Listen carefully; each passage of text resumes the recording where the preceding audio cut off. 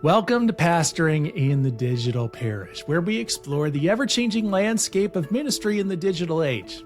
This session is a special collaboration with the Holy Roast podcast, featuring insightful conversations alongside the Holy Roast's hosts, Rob Tucker and Rachel Wallace. The Holy Roast podcast equips and inspires local church leaders. And when Rob and Rachel reached out asking if I'd be willing to come on for an interview, I asked if we could actually just open it up into a roundtable discussion, since they are both church leaders trying to build community through digital connections as well. And that's what we're all about here on Pastoring in the Digital Parish.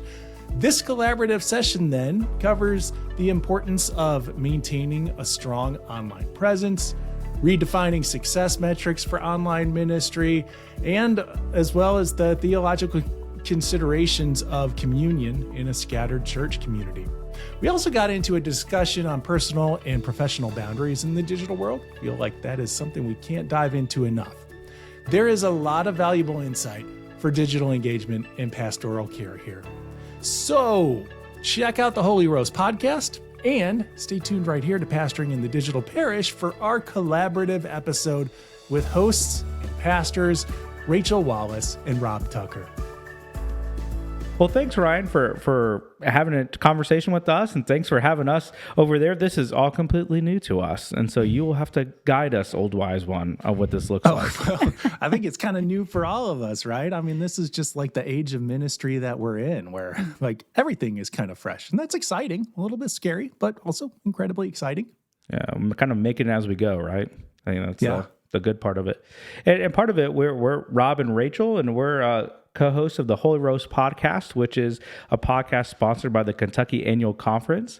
And we are both members of the Ministerial Services Operational Team. This all sounds very fancy. We are just really, at the end of the day, two local church pastors who are trying something new, which is what we are all doing, as Ryan just pointed out. So Ryan, who are you? Who are you? Yeah.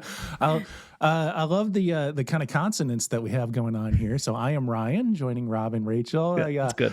We'll just start something with this. I work for United Methodist Communications. My role there is a minister of online engagement. So I help develop ways for the church to kind of move into the world through digital means and help people outside of the church learn about and connect with people inside of the church. One of the ways that I do that is helping resource other people to be able to do that kind of work as well, especially since, this big shift happened a few years ago. So I produce the Pastoring in the Digital Parish podcast as part of that effort, and do another podcast for United Methodist Communications, and a lot of social media work and website development, and then just kind of like stalking out and hanging out with other church leaders who are interested in doing some ministry in the digital space. Yeah, that's awesome. Wow, that is awesome. That's everything we should be doing, trying to doing, and I'm glad I think this is going to be such a good conversation for us and for our audience, because we are all trying to do this, right? And we're all kind of being almost blind throughout it, because we're all trying to do things, and we're all stalking each other, seeing what other churches are doing and other ministries are doing within and outside the United Methodist Church. And I think it's such a fun place that we can be in, but also such a chaotic place, if we can be honest, right? To figure out what that looks like. I think part of that goes to this is we weren't trained in this in seminary. I mean, even though we went to the best seminary in the world, Duke Divinity School, right? We have that running all in common as well. Oh, we do. 3 R's and Dukies. You're not going to call me a Dookie. I mean, I went to Duke Divinity School. I'm very proud of that, but I'm not a Blue Devil fan. You got to let it go. Okay. But part of this was not a class we took at Duke, right? And I think for majority of seminaries, this is not a class that they would take, but this is where we are. So where are we, Ryan, when we start to think about that, things we did not learn in seminary, which I think we could all create books and books and books about that. What do you feel like, hey, here are the things that we wish we would have learned, but we need to learn now in order for us to be successful as church leaders, whether we are pastors or nonprofit leaders, or we just volunteer at our local church in the tech booth, right? What would you say? Yeah, well, part of it is just kind of trying to vision cast for the future in a sense, right? And that can be a little bit gray. But I think with practical experience through the last few years, we can get a sense of kind of where things are heading and like what skills we've found useful. And I would hopefully invite you to add some ideas from your own experience within the local parish. But, for me, for sure, it would have been helpful and has been helpful to learn about some of the, like, for lack of a better way of putting it, marketing practices in digital space. And here I'm not using marketing in terms of like, this is how we're going to get our brand out there and, score some sales leads and, convert in a business sense to customers. But instead, like I think of marketing in terms of opening up a relationship, and marketing is the way in which we allow ourselves to be knowable to people. So how do we, as an institution, as faith communities, as these branded entities, move into a digital space and let ourselves be known by our constituents and those who are potential constituents, so to speak. And so that comes down to like, hey, within the seminary, we probably want to look at aspects of how we create content online and what are words like SEO mean, and what does it mean to cultivate a presence in digital space, and what is your digital footprint, and how do we responsibly put that together as pastoral leaders and representations of our infleshed ministries? And there's so much there.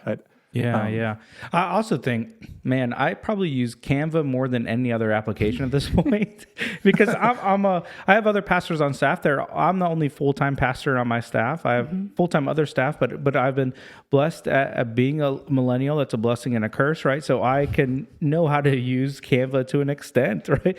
But and now it's just really funny. All of our churches and all our friends, all our graphics look kind of the same because you could say we're all using the same Canva templates, Sometimes I try to hide like every template I use, but every now and then it comes out and I'll see somebody else use it and I'm like, oh man. I actually think I saw UM, and I don't know if this was you, Ryan, but I saw UM Communications put up a graphic right after I put up mine about Christmas Eve services, and it was the same Canva graphic. But I think there was some kind of not a sale, but something going on through UM Comms. And I was like, oh, I think they look at the walk-ins Facebook. And no.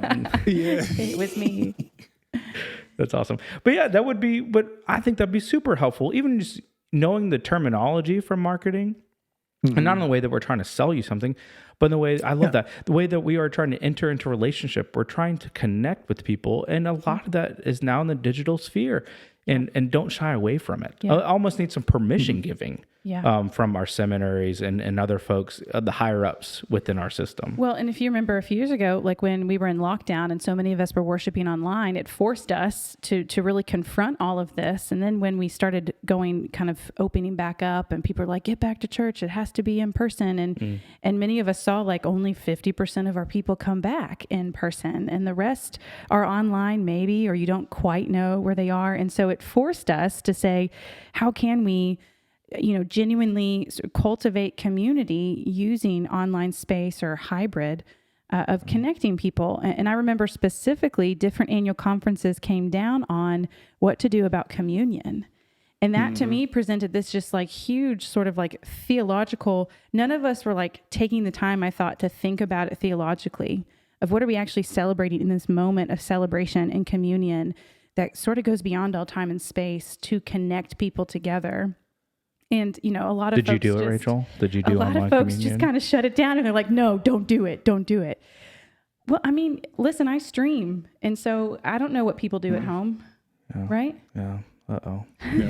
I'm not telling the bishop. I did it. I did it. And I did it. And I remember thinking, I'm going to put this out there. And if they come get me for my grace. Come get me. Because my people are home and they're scared. I specifically remember a Monday, Thursday service I did on Zoom. And that was really the only Zoom service I'd done like that, where everybody could see each other and you all popped up. And I had sent them this like recipe to bake bread. And so you could bake your own bread at home and then bring it to the love feast. I called it I did the love feast. But at the same time, but at the same time, like my folks, like they were doing communion. You know what I mean? Like of that sort of in that moment of what that meant for them. But okay, so our annual conference is very strict of like, no, we're not doing online communion in 2020. And then since then, we just kind of haven't talked about it again. It's just kind of there, you know?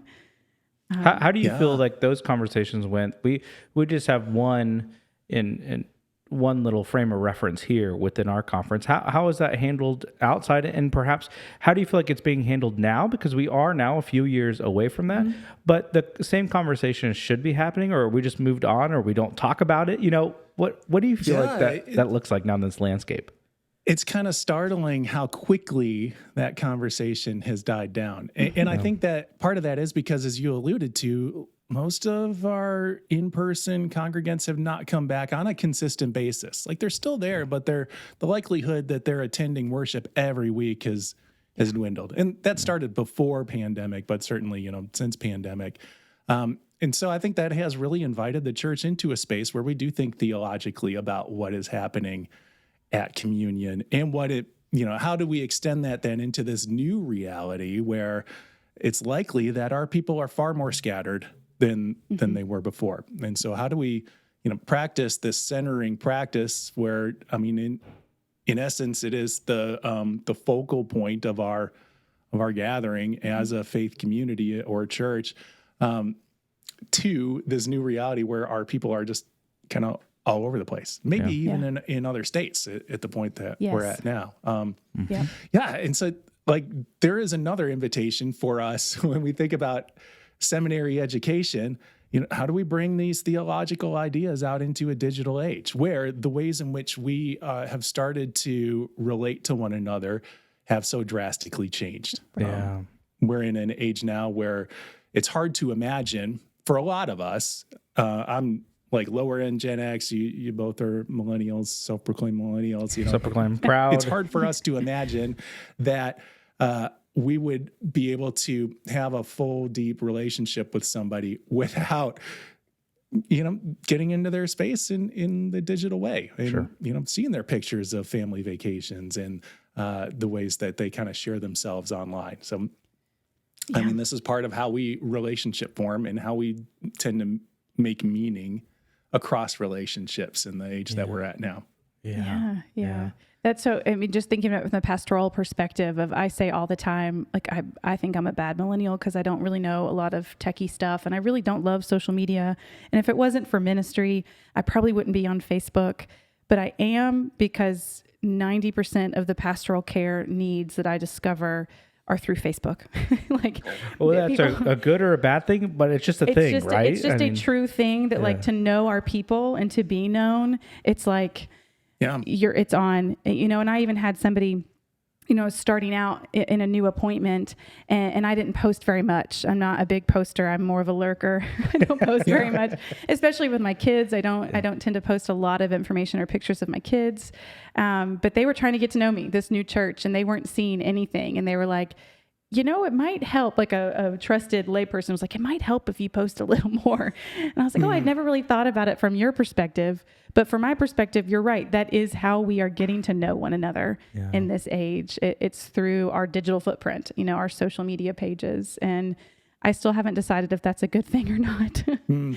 Well, once upon a time, there was a movement to kind of push pastors out of the church office, so to speak. So I heard time and time again when I was in parish ministry of, you know, find yourself kind of like an alternative working space, a coffee shop, a local diner, or something like that. And the whole purpose, we're all sipping our coffee. We've carried this practice forward.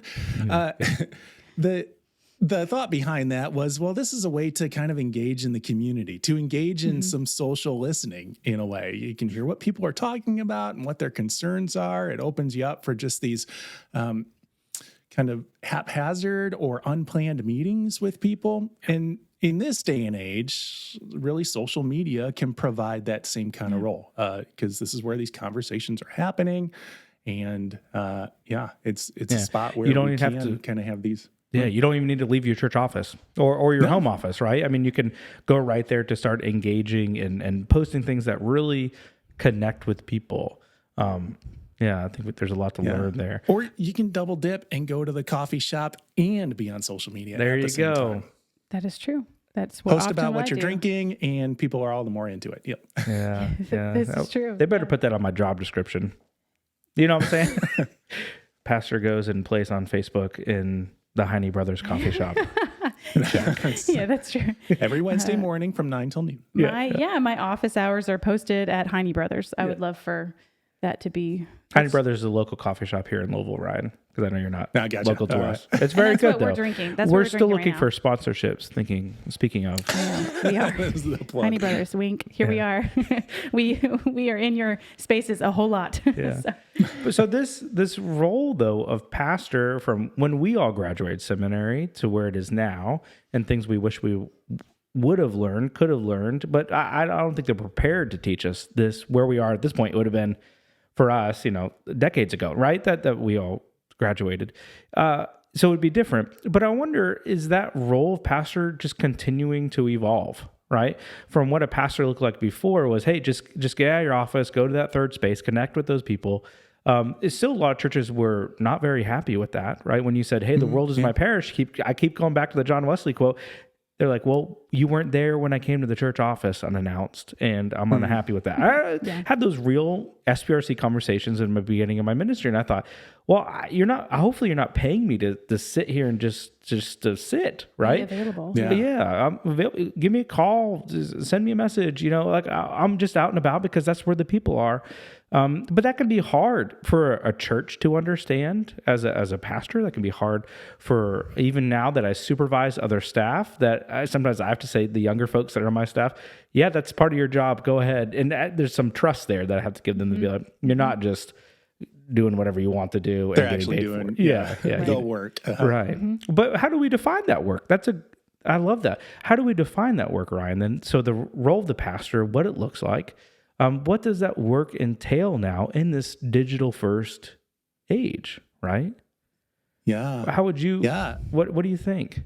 That's a really challenging question, because we are in this period where we're kind of redefining the metrics of success within the church world. We've read all the stories recently, or even from several years ago, about pastoral burnout. And I think a large part of that burnout came because we're holding to statistical standards that aren't going to be met anymore. And really what I'm talking about is that, a lot of times we'll tie a pastoral success to like how many people we have in worship on a Sunday morning, or whatever else event attendance that we're looking for throughout the week. So what we've seen is that, well, now we need to redefine what it means for us to connect as a church community, because those numbers of worship are kind of, I don't know if I want to say that they're an outdated standard, but it's a standard that's not going to make most of us feel good, because we can compare it to what it was back in the 1990s, and it feels awful. You can't really compare the 3 B's, right? The buildings, the budget, and the butts, right? I mean, isn't that what those metrics are that we have to turn in every year?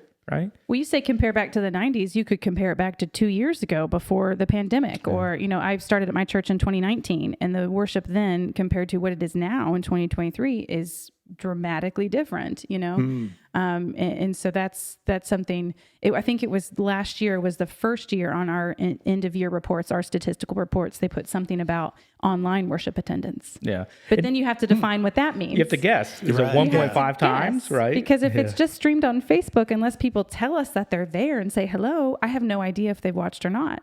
Yeah. Right? Yeah, and is that 5 sets of eyes that where a family's gotten together, or is it one set of eyes? Right. Or is actually, doing the dishes just while this thing plays in the background? And is it one view, or is it 1 3-second view? Like what, you see people have hundreds of views of their worship videos online, and you're like, yeah, but how many people is that really? And you can spend so much time there. And then the cynic in me is like, oh, that doesn't matter. I don't want to spend my time doing that. And yet, it's what does this look like when we think about the measure of success? That's where we were. What are those, how we define that. What are those metrics? Yes. Yeah. As someone in the digital world, Ryan, what would you suggest we really should be looking at when it comes to metrics? Because we can guess all day long, but what are maybe some parameters that we could set together as a church to look at? Not even the conference. Let's just say our local church where we're serving. Mm-hmm. Hey, how would we say this is what's going well? And because we're all experimenting at this point still, mm-hmm. which is a good thing. Experimentation is a good thing. But how do we? Yeah, what mile markers should we be looking at as a congregation, as church leaders, when it comes to online ministry? Well, I'll offer what I can from my experience, but I have to note this in saying, like, I am not the lead pastor of a church. So, sure.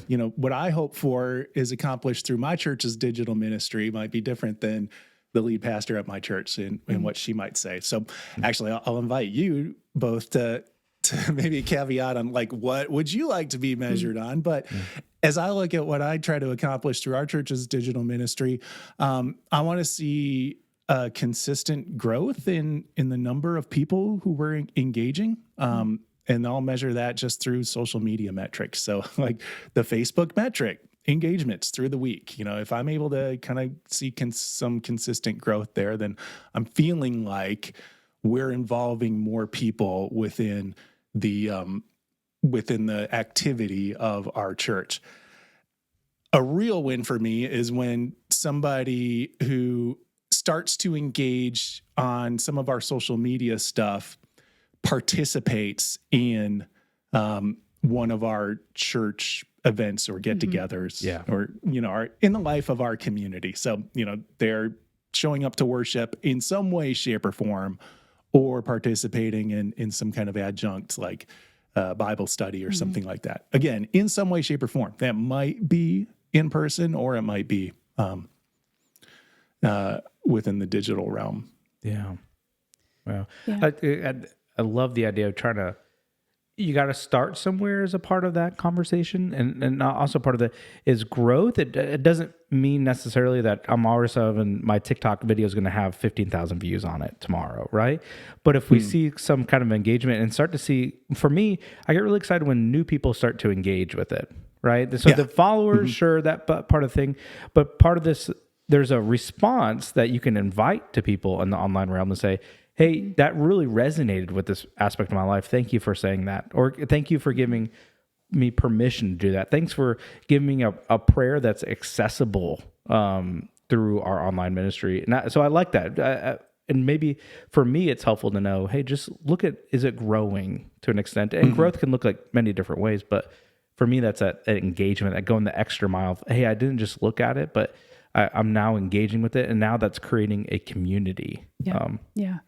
I've told folks on our board that it's sort of like the front door of church now, of like the narthex of your church is now your online worship. I mean, that is the first place people will look if they want to check out a new church. This might be an old statistic, but Rob and I both serve in Louisville, and it was my planting coach a few years ago that told me that Louisville is the most churched city per capita in the South.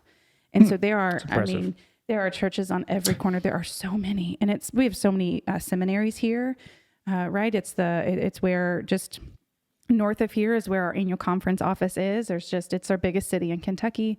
Lots of churches, and so you have a lot of people that shift around a lot too. And so I think a lot of people explore and church shop online now. I hate that phrase, but it's just the reality.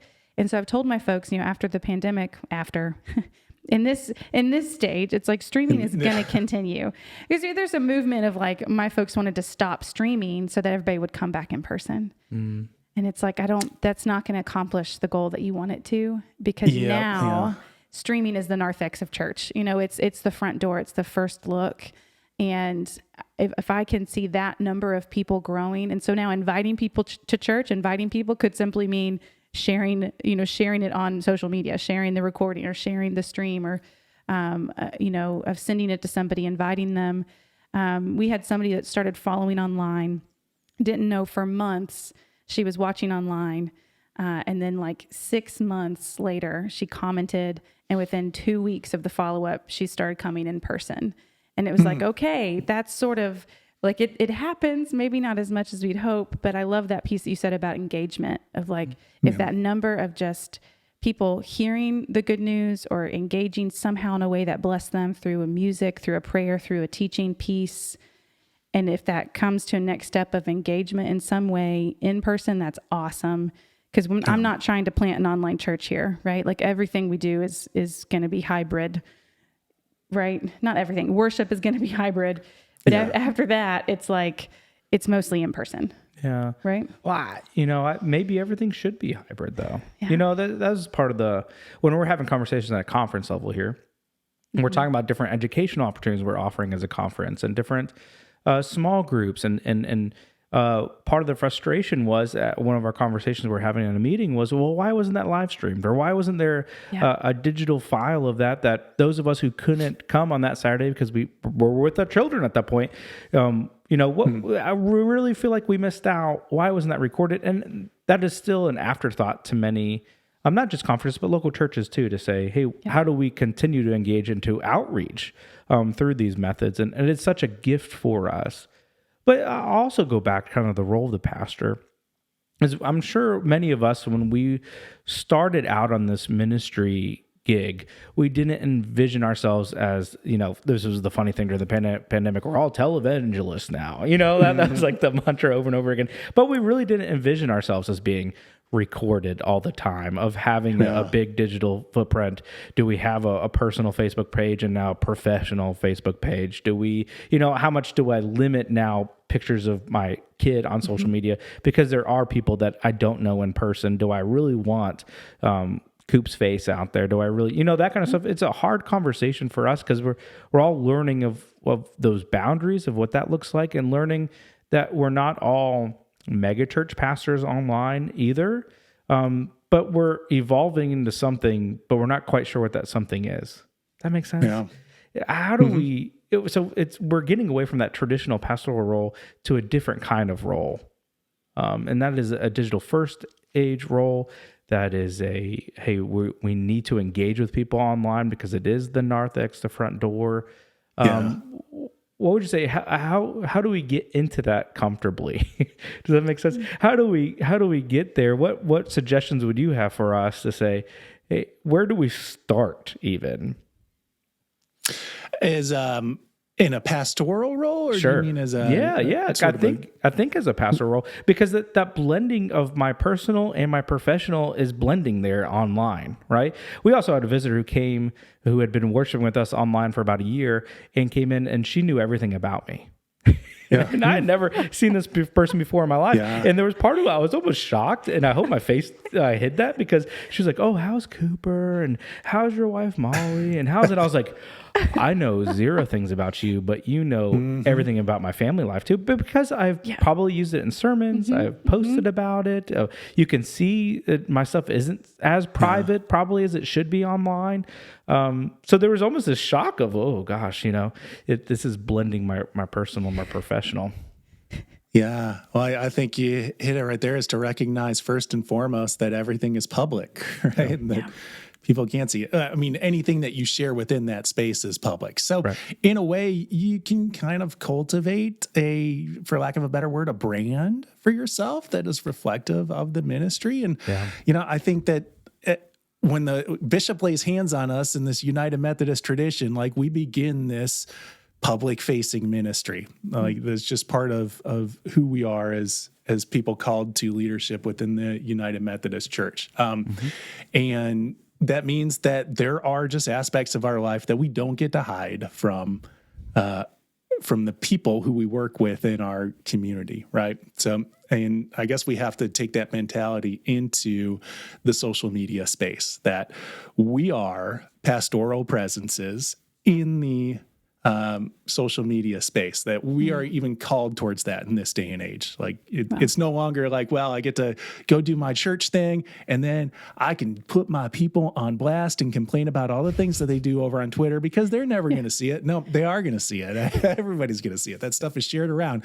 And especially noting that people who are maybe thinking about paying a visit to your church, they're going to look at that stuff before they come. And And as a leader, they are going to check you out. You've already encountered that. Yeah, they are going to check you out to know. So that's one aspect, but also to maybe do a little bit of what Rachel does. If you're not terribly comfortable in that kind of space, spend some time lurking. Yeah. Yeah. So, and you can just post here and there. I don't think there's any pressure for any pastoral person to be like, well, I've got to hit like 20 tweets or whatever they call them a week, or 5 Facebook posts a week, or make sure that I've got so and so many TikToks out there. My TikTok channel has like 2 videos on it, and I use it just for like being in that space and hearing what people are talking about. Even my Facebook, personally, I don't put a ton there. I've discovered, like, I feel like I'm way more active and I think it's just because I'm like there engaging and commenting on other people's stuff, without necessarily sharing a ton of my own personal life in the process, I suppose. Yeah. So I feel like TikTok is the one that's socially acceptable to just lurk. Like, you don't have to produce things or have content to like, see what's there. And I need to, I would just get sucked into it so much too that like I lurk, and I'm on Facebook a lot, but you might not know that, right? Because like maybe should have said a better word than lurking. You're a professional lurker now. Yeah. It's part of my job. But we understand what that means. I follow you. Just kidding. Yeah, but I do certain things like on Sabbath on my Mondays, like I don't get on it at all in any social media, and then it's off my phone altogether, just so that I'm not endlessly scrolling. But it is a reminder that like I have meant to post a few things about church or like my kids at Christmas time that recently, and I've just like forgotten. So I know I need to engage more. So I'm getting there. I'm growing more comfortable. I think it's defining what that healthy boundary is for all of us and what that looks like. And I think probably the cop out is each person that would be different, right? Than the other, of comfortability and what you want. I think we can shy away from that brand language, Ryan. Part of that is like, what is my brand? What is my, but the reality is that is a part of it. And I think that if we have that aspect, that means we're intentionally thinking through it. Right? Not just saying I'm going to go willy-nilly about how I post and I don't care who sees it, who does it. But I think we need to be careful and cautious because we did take on that ordination. We did take on a pastoral role. That doesn't mean everything that needs to be on there is, well, how would we define pastor? There plenty of stuff we can have some haziness there. But creating that boundary around of this is the kind of person I want to be in the digital sphere just as much as I am in the physical one, in person, I guess, is it maybe the right way. For people looking at the video, like you're getting a view into my home right now, and you can see some of the stuff that's posted up behind me. Like I put thought into what I put on the walls in the same way. Like we just want to put a little bit of thought into what we're putting on they used to call it a Facebook wall, right? Yeah. Into what we're putting in our social media feeds. I mean, it's the same kind of thing. So, and I love maybe your word, allowing people that much knowability for us in that space. Sure. Well, the intentionality too, and I love how you said like we're called and Bishop lays hands on us, and it's a public ministry, and we wrestle with that throughout the course of our ministry. It's hard at times. It's hard on our kids. It's hard on our families, and yet this is what we've been commissioned and ordained to do in that sense of like the world is your parish, and this is what the world looks like now. It's digital. And so, we can stick our head in the sand, which is what I usually want to do, and just ignore it, or we can try to engage it with integrity and with some boundaries, intentionally, and just do the best that we can is kind of what I'm hearing too. Yeah. Okay. So, what are some examples of UMCs that you see doing social media well? Like we wrestle with this personally, we wrestle with it in our church and how to engage. So who do you see like doing this well, this work well, and what do they have in common?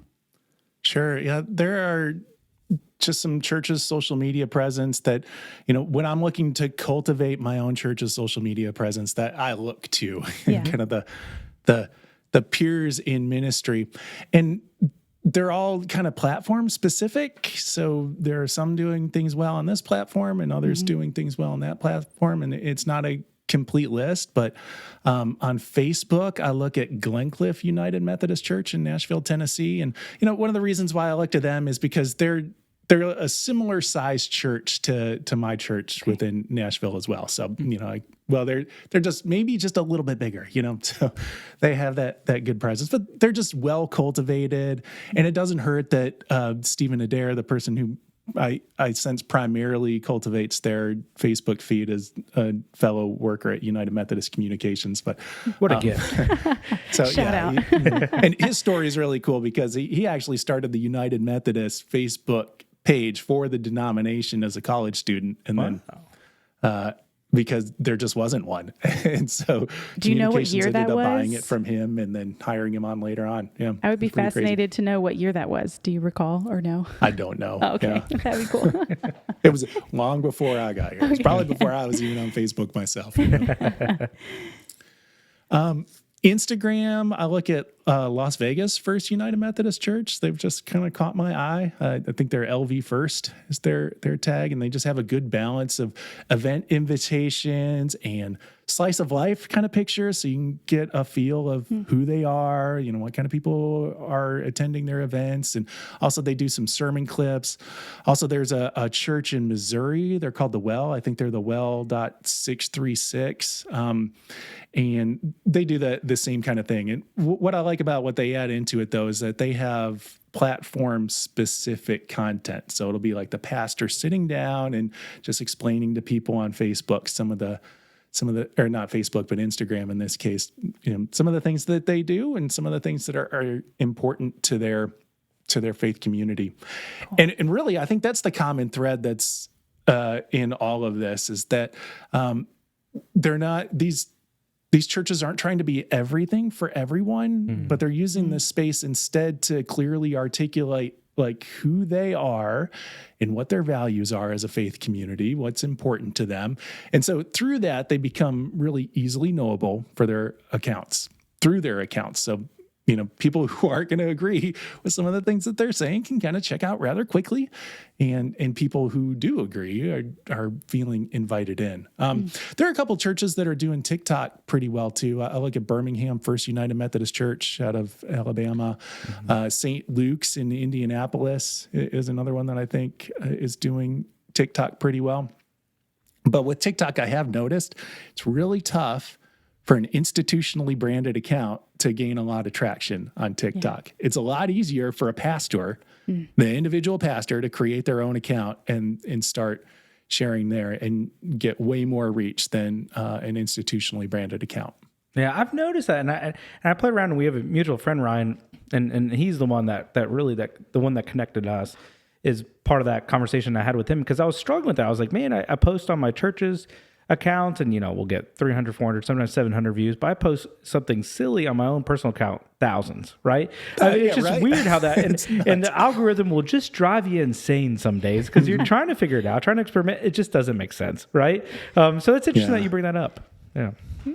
But yeah, it does if you think about what they're going for. These social platforms, like their whole purpose is to keep you engaged on that platform. So, Facebook is kind of the most obvious in this, in that they have found a number of years ago, and they made it very public, that people will stay on Facebook more when they're talking to other people, and they're going to become overwhelmed and leave the platform quickly when they're just seeing a bunch of posts from kind of faceless institutions. So they went through this whole shift in the algorithm, and everything from a Facebook page standpoint really dropped down, and our person-to-person interactions were really played up. And I think TikTok, it does that quite a bit now as well.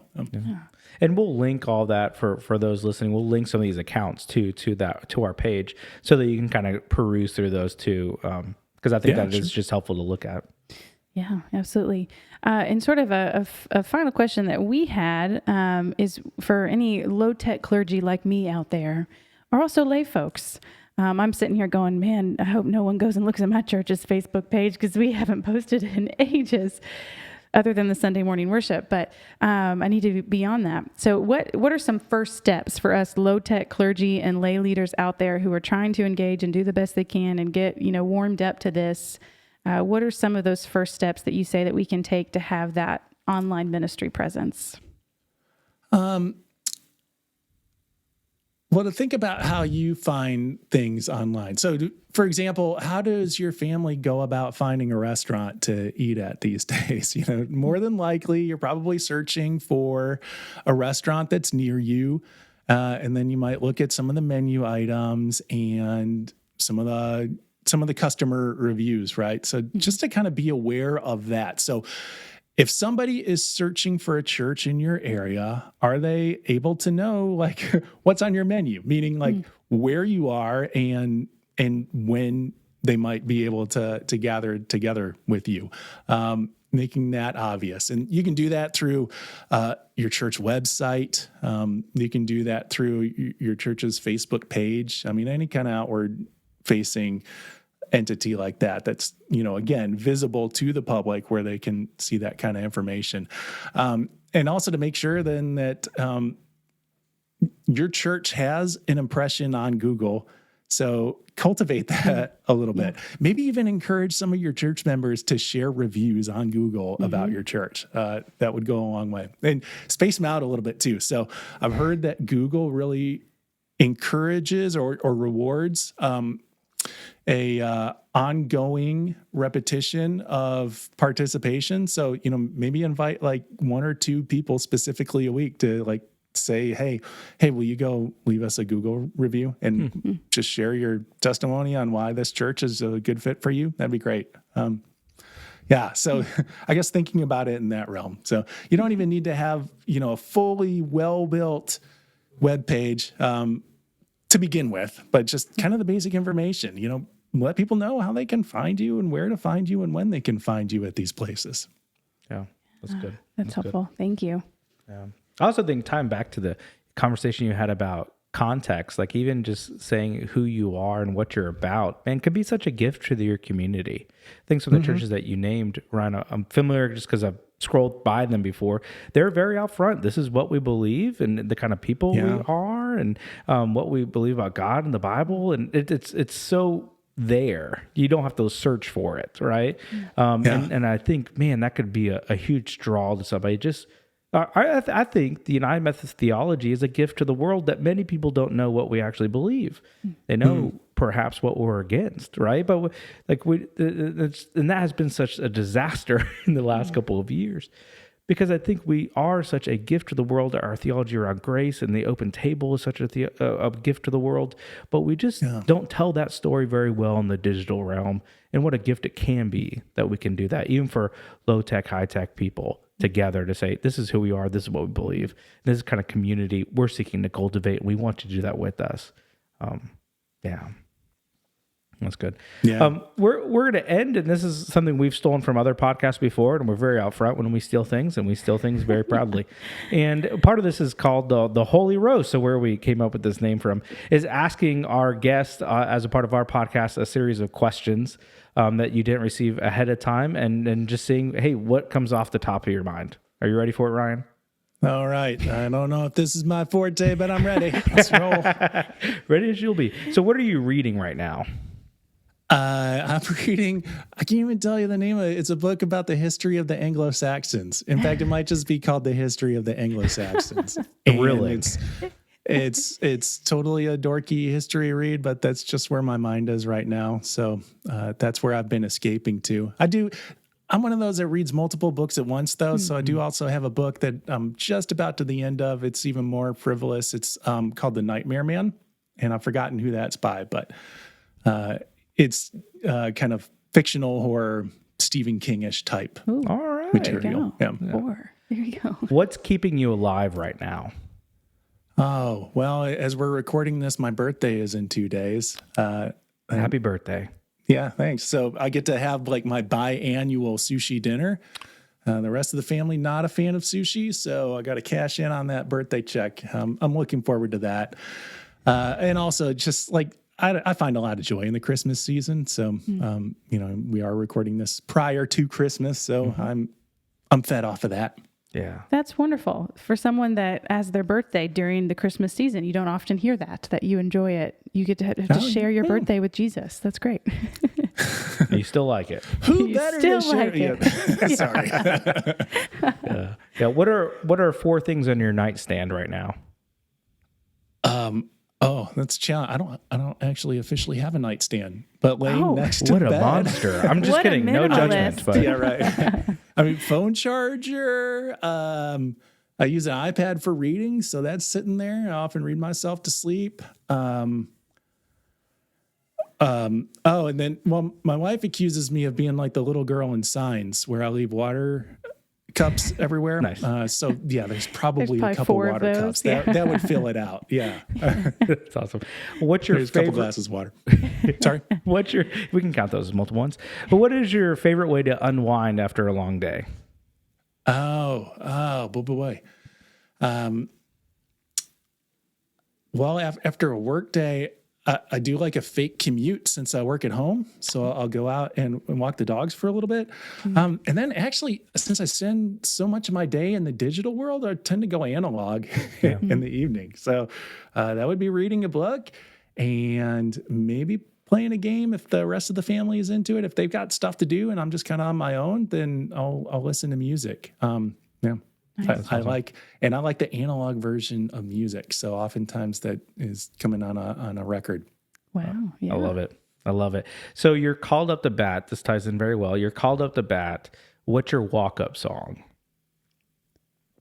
This is the most challenging question I think I've ever been asked. Like, oh man, I have to put like the whole essence into one song? Yes. Yep.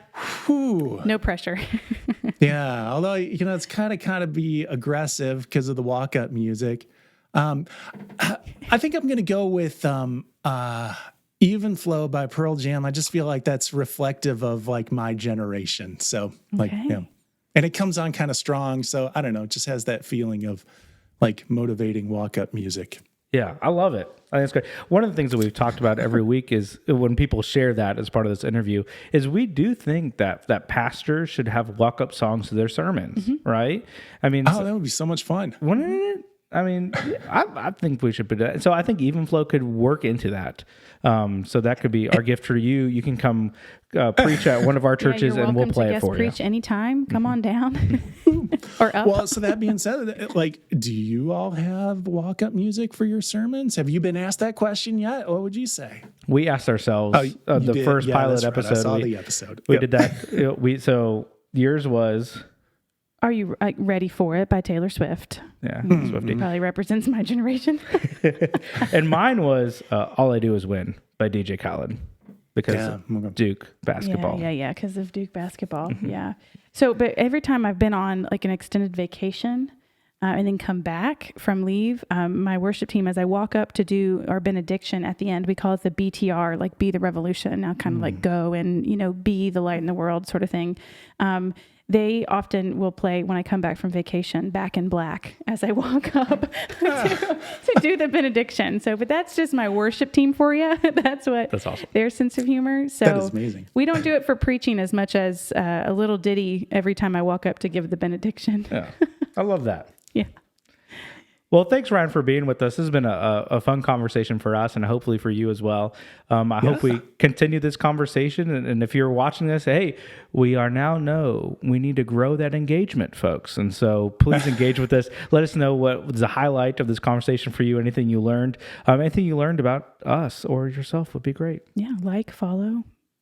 Do all the things. Leave a rating and review. That's very important. Yeah, I'll give that plug for you. It's kind of awkward to ask for your own reviews, but I'd say go ahead and hit that 5-star button. There we go. Oh, thanks, Ryan. 5-star. Thanks, friends. That'll put a wrap on this session of Pastoring in the Digital Parish. Some good follow-up episodes include our previous episode, How Digital Media Transformed a Fading Congregation, with Caleb Lines. I think it's relevant to a whole lot of our leaders out there. I also think that How It Started versus How It's Going, that episode with Reverend Javon Caldwell-Gross, that would be valuable to you as well. Again, I'm Ryan Dunn. I'd like to thank resourceumc.org, the online destination for leaders throughout the United Methodist Church, to make this podcast possible.